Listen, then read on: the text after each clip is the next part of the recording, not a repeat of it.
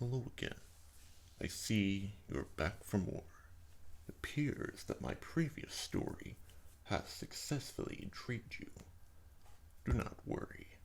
I shall deliver another tale to the best of my abilities. Let us dive once more into this amalgamated world. Here, we see one of the strangest inhabitants of this world. Initially, people wonder, is he man, monster? Is he both? The answer, which would be revealed soon after, lies in the latter option. Dr. David Cannon was a world-renowned scientist. His girlfriend is Diddy Cross, daughter of General Gradius Crankybolt Cross. He was experimenting on himself in a secret facility with gamma radiation and accelerators. He was recreating a hero serum used long ago called the Super Airman Serum. He chose to experiment on himself because he was quite confident in this process, even under the threat of his funding being cut. Even still, he was quite scared of what could happen to him. He saw his life flash before his eyes as the machine whirred into motion. He thought all the way back to why he thought he would survive this exposure to gamma rays. In his youth, he was exposed to various chemicals. This is due to the fact that his father, David Canner Jr., was a chemist.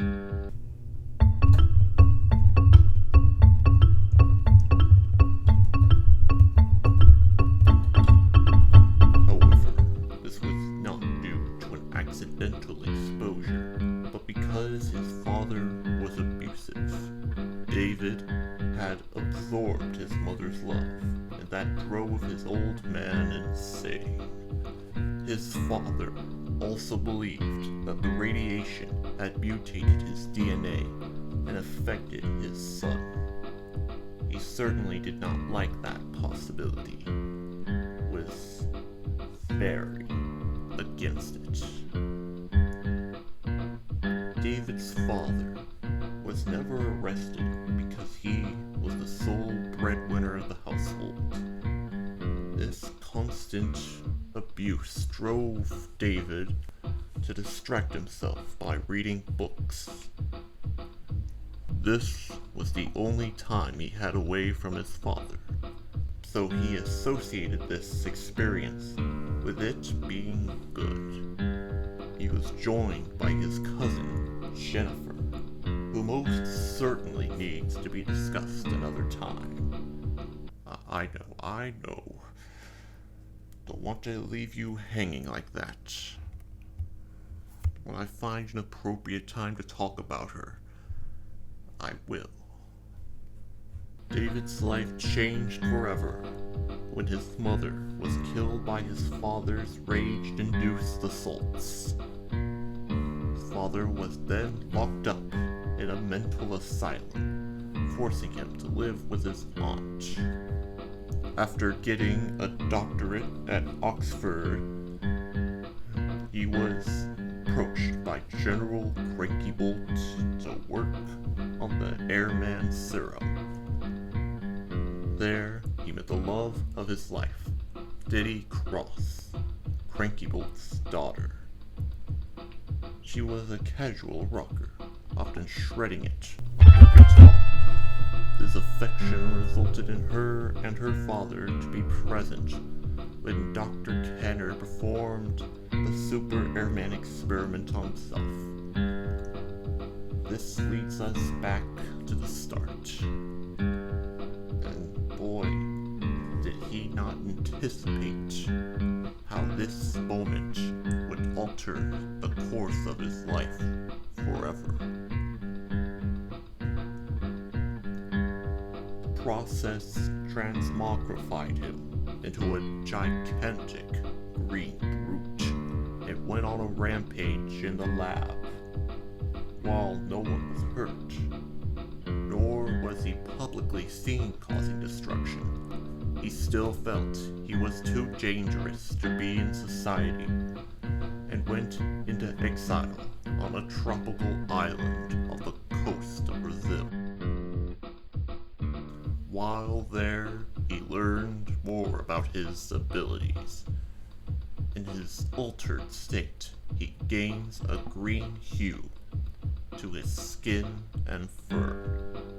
This form is also a separate personality, meaning he remembers nothing in this green state. His clothes are torn in such a way that the tie somehow fully remains intact.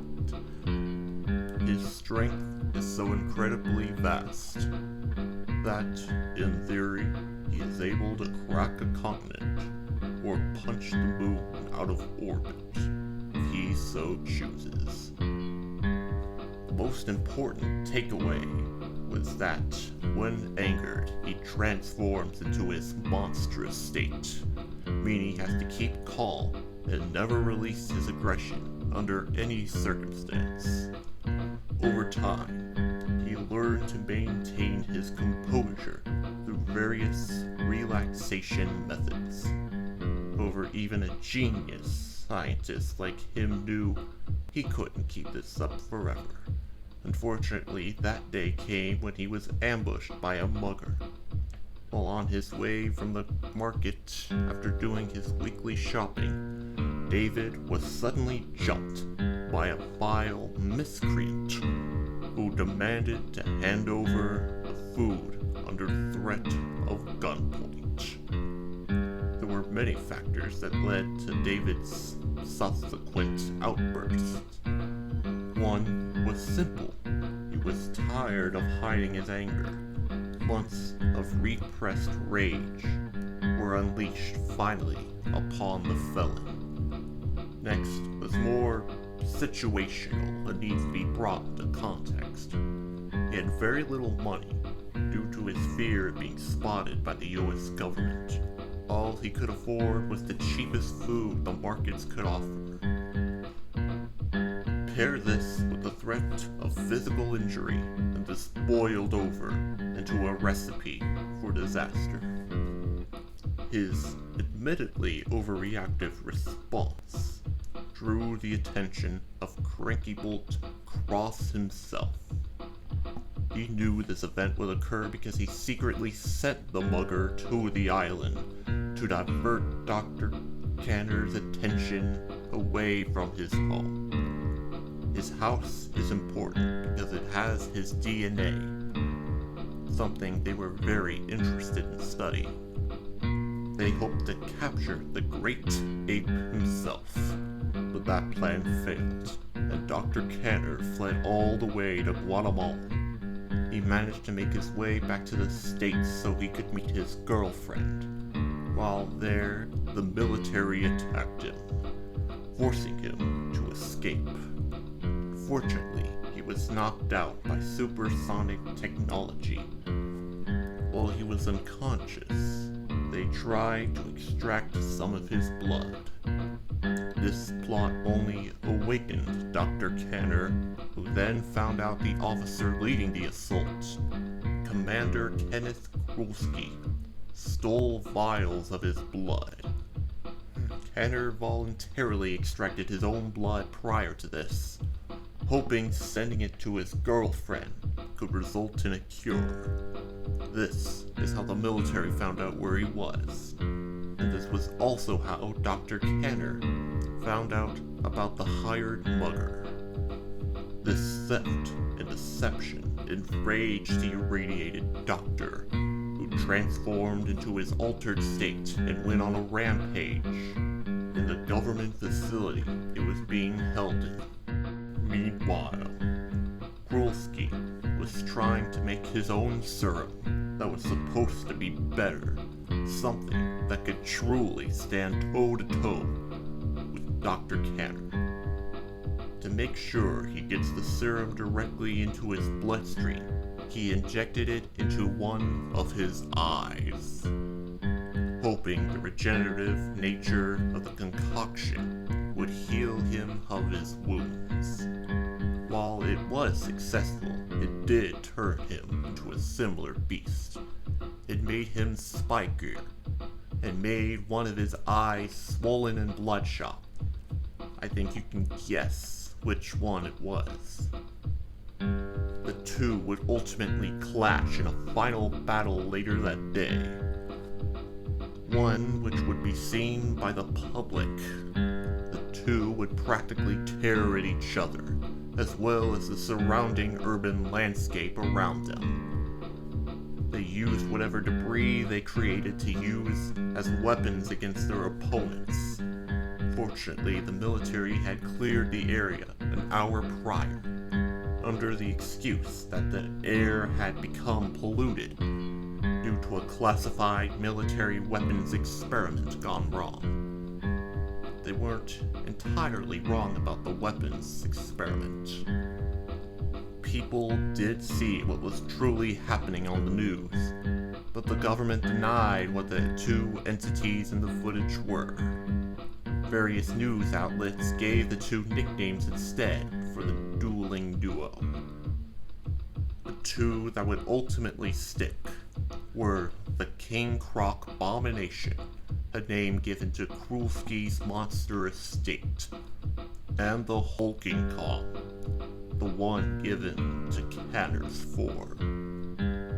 Fortunately for Kanner, his grand fight against Krulski helped him win public favor after his cousin helped him with PR image. That of being a sympathetic Jekyll and Hyde figure that wishes to do no harm to no one innocent. Yeah, I know, I mentioned the cousin again. I know, but I'll get to that at a later time, okay? I promise you, it's coming sooner or later. Not sure when, not sure where, but it is coming.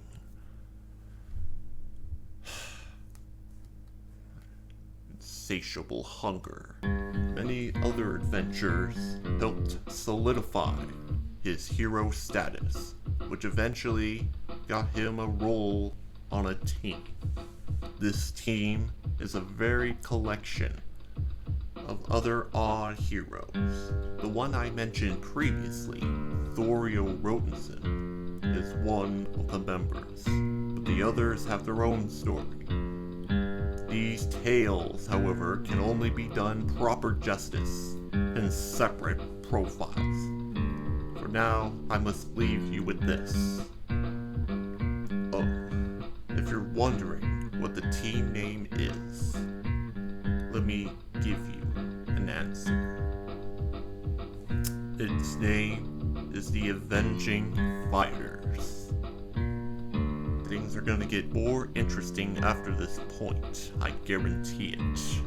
But, of course, such interesting events can only be done proper justice, like I said, in a separate profile. Now, I must go. There is a lot to see in this grand universe, and I hope one day you can see it all too. Until then, all I can really say is goodbye. Hi, it's me, the guy that did the water gag because I thought it would be funny, Mom. And Dad. And anyone who probably saw the video. You know, me, Nate. Just Nate. And before we get into the design notes, I really just want to address something. Some characters are not going to be fully developed, so there's not going to be any artwork for them. I did this last time with Mimi and stuff, but